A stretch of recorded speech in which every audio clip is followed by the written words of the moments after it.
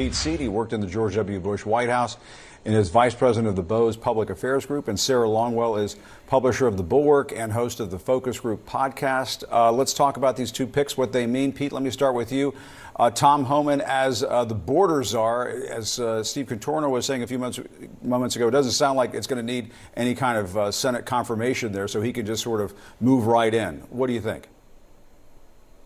Well, let's start with the fact that this was the second personnel announcement made by the president-elect. Of course, the first was Susie Wiles as White House chief of staff, and now you have Tom Homan in this border czar role. Trump prioritized tackling illegal immigration and border security on the campaign trail, and now he's making good on that by putting Tom Homan in this role. And as was mentioned, he's worked his way up through the ranks from border agent to acting ICE director, and has been commended for his work on both sides of the aisle, including that Civil Service Award from Barack Obama, which was given to Tom Homan because he's so good at deporting illegal immigrants from this country. So this is all about keeping that campaign promise and moving forward on it from the start. Yeah, sir. I mean, we've had you on the show lots of times. You've been outspoken in your criticism of Donald Trump, but elections come with consequences. Trump is going to be in the White House again, and he can put people like Thomas Homan in charge of deporting undocumented immigrants in this country. What do you think we're going to see when Trump comes into office and Homan goes into that border czar role, when he says things like, you know, families can be deported together, when he says something like that to 60 Minutes? Well, it'll be interesting to see what the American people really think they're getting with Donald Trump, right? I mean, look, I listen to people in focus groups all the time. Immigration was an enormous vulnerability for Democrats. Americans do want a secure border.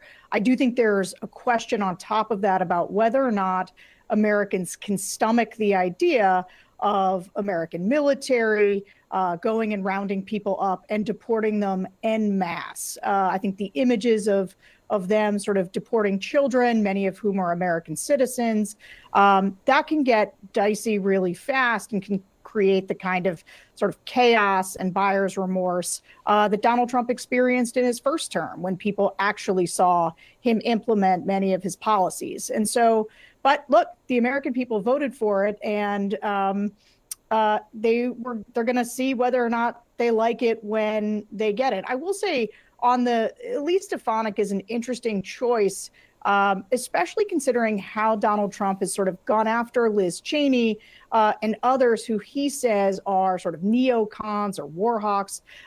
You know, Elise Stefanik is somebody who has been quite hawkish in her career, because she used to be a completely different person than the one she is now as a MAGA loyalist. And so she used to be somebody who would support Ukraine, support Democratic allies abroad. So it'll be interesting to see which version of Elise Stefanik shows up, because she's been such a shapeshifter. But, you know, Donald Trump has shown real contempt for people who do want to stand with Democratic allies, and it'll be interesting to see how she does that job.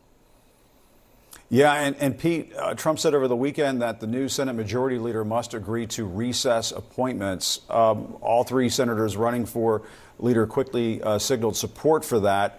How do you see this playing out? And I mean, what do you make of the fact that you see a lot of people on social media, people like Elon Musk and other MAGA figures, suggesting that Rick Scott should be the Senate Majority Leader?